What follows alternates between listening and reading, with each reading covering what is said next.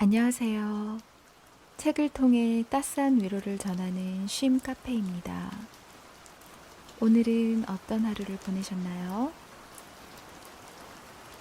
오늘은 서울대학교 심리학과 최인철 교수가 저술한 프레임을 읽어드릴게요.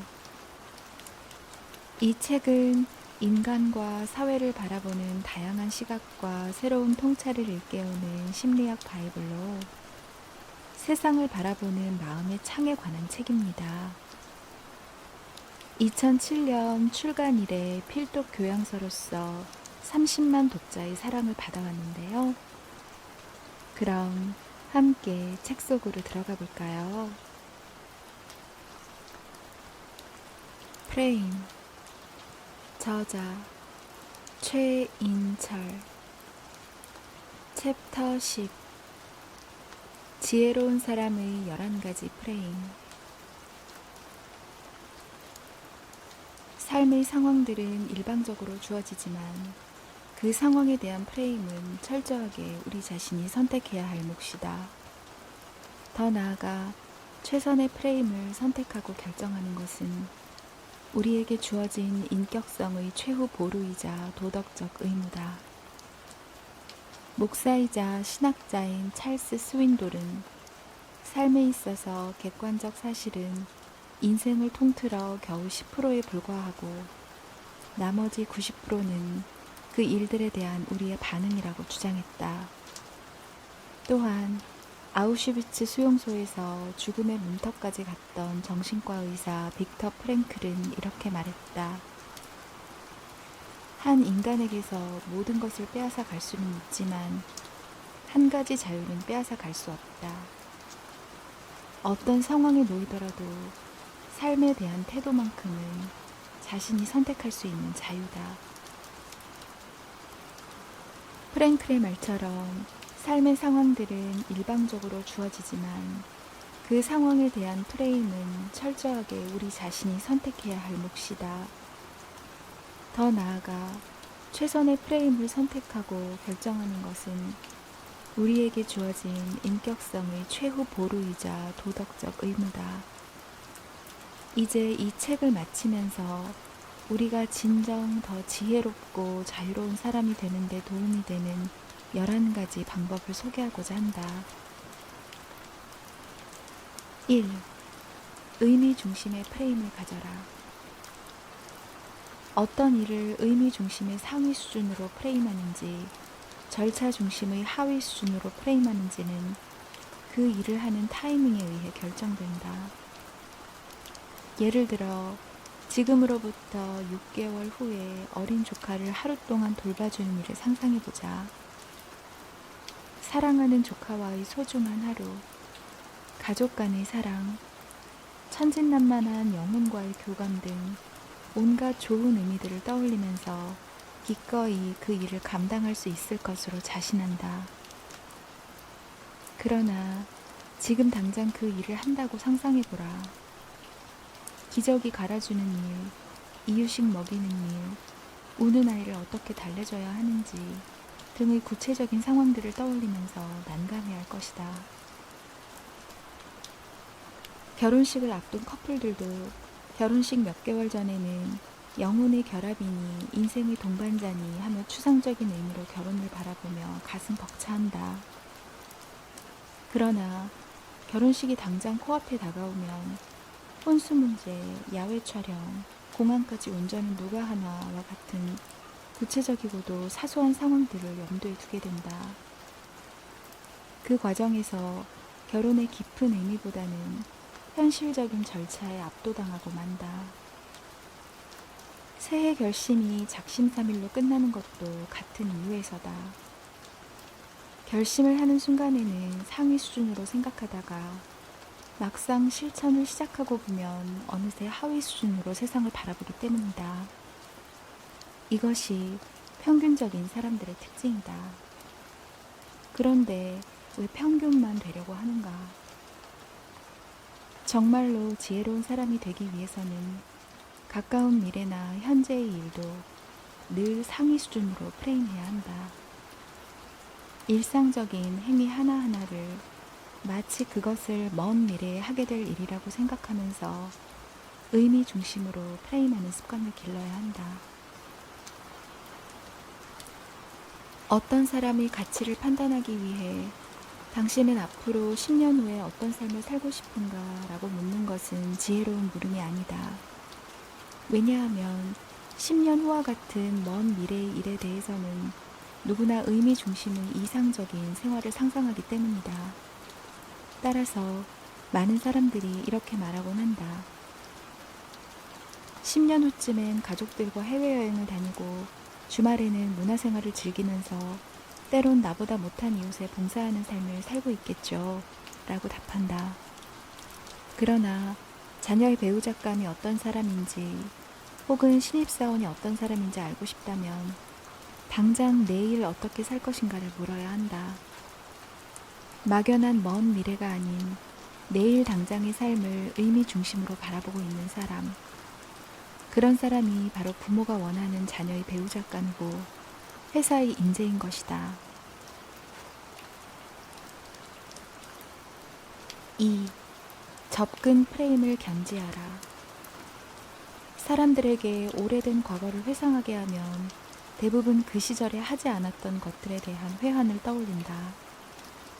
학창 시절에 공부를 열심히 하지 않은 점, 교양서적을 많이 읽지 않은 점, 운동을 열심히 하지 않은 점, 더 많은 사람들과 친분을 쌓지 못한 점 등 온통 과거에 제대로 해보지 못했던 일들에 대한 후회 일색이다. 그 이유는 단기적인 관점에서는 하지 않은 일에 대한 후회보다 이미 저지른 일에 대한 후회를 더 많이 하지만 장기적인 관점으로 들어가면 저지른 일에 대한 후회보다는 하지 못했던 일에 대한 후회가 더 크게 다가오기 때문이다. 행복과 성공은 접근 프레임을 가진 사람의 몫이다. 고 정주영 회장이 직원들에게 입버릇처럼 했다는 "해보기나 했어?" 라는 말은 접근 프레임의 정신을 잘 보여준다. 하고 싶었지만 주저했던 일이 있다면 이제라도 과감하게 실행해야 한다. 가정 형편 때문에 가족 여행을 미루고 있다면 지금 당장 돈이 적게 드는 가까운 곳이라도 떠나는 것이 좋다. 마음을 고백할 대상이 있다면 할까 말까 망설이지 말라. 설령 거절을 당하더라도 그래서 얼마 동안 괜히 고백했다는 후회와 마음의 상처로 괴로워할지라도 일단 사랑한다고 고백하라. 고백도 못하고 시간을 흘려보내고 나면 그때 고백하지 않았던 것을 더 뼈저리게 후회하게 될 것이기 때문이다. 자기 방어에 집착하지 말고 자기 밖의 세상을 향해 접근하라. 다른 사람들에게 다가갈 때, 새로운 일을 접했을 때 늘 접근의 프레임을 견지하라. 그것이 두려울 땐 기억하라. 접근함으로 인한 후회는 시간이 지나면 사라지지만 안주함으로 인한 후회는 시간이 지날수록 더 커진다는 것을.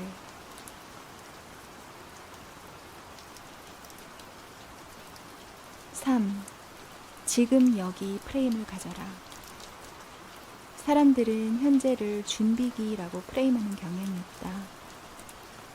현재는 더 나은 미래를 위해 준비하고 일방적으로 희생해야 하는 시간이라고 생각한다. 즐기고 만끽해야 할 대상이 아니라 참고 견뎌야 하는 대상이라고 믿는다.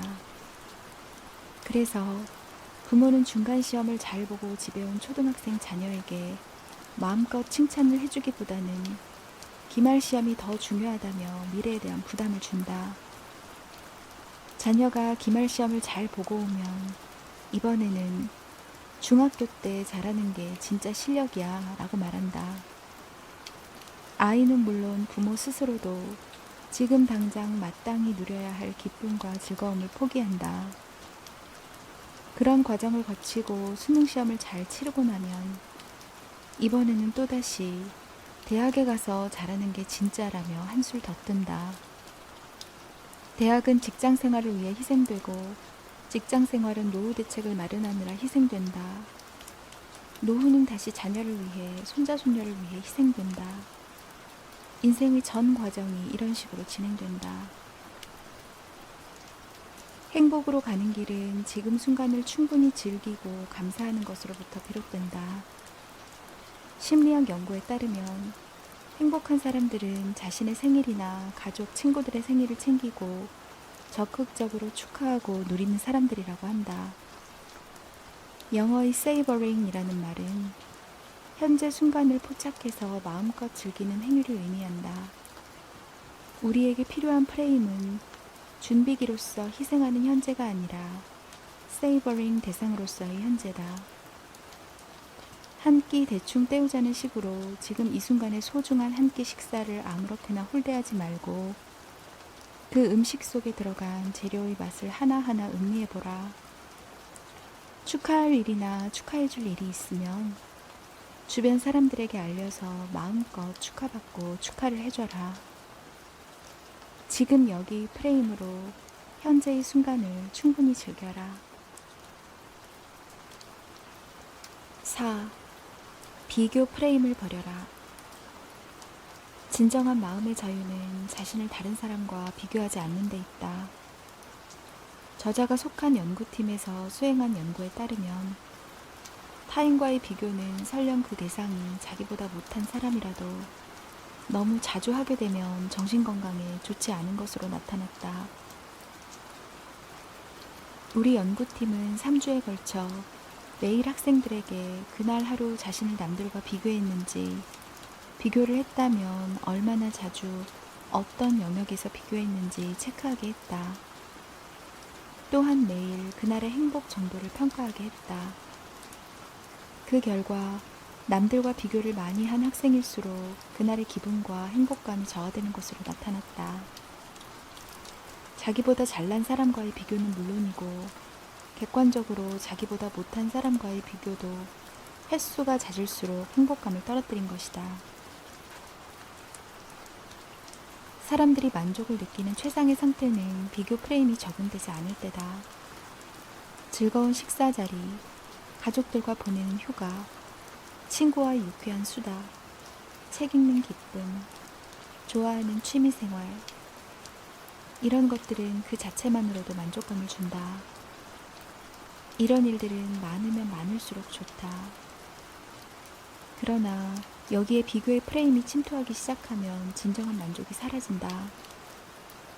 남들은 외식도 자주 하던데, 대학생이라면 어려운 고전부터 읽어야 한다는데, 저 집은 동남아로 가족여행 가는데, 이런 비교 프레임에서는 남들보다 많아야만, 남들보다 나아야만 좋은 것이 된다. 남들과의 비교는 정호승 시인의 말처럼 자신의 삶을 고단한 전시적 인생으로 바꿔버린다. 비교 프레임은 배움의 기쁨과 도전 정신도 앗아간다. 우리로 하여금 잘하는 것에만 안주하도록 만든다. 전력을 다해 새로운 것을 배우기보다는 다른 사람들의 눈에 잘하는 것처럼 보이도록 하는 게 더 중요하기 때문이다. 서툴더라도 어떤 일을 시도하기보다 남들보다 잘하는 것만 하겠다고 안주하는 마음은 결국 우리의 성장과 발전을 저해한다. 그렇다면 생산적이고 지혜로운 비교는 없을까? 우리 연구팀의 연구 결과에 따르면 남들과의 횡적인 비교보다는 과거 자신과의 비교 혹은 미래의 자신과의 종적인 비교가 하나의 대안이 된다. 과거의 자신보다 현재의 자신이 얼마나 나아지고 있는지, 자신이 꿈꾸고 있는 미래의 모습에 얼마나 근접해 있는지를 확인하는 시간상의 비교가 남들과 비교하는 것보다 훨씬 더 생산적이라는 결론이다. 세상을 바라보는 창이 남들과의 비교가 되어서는 안 된다.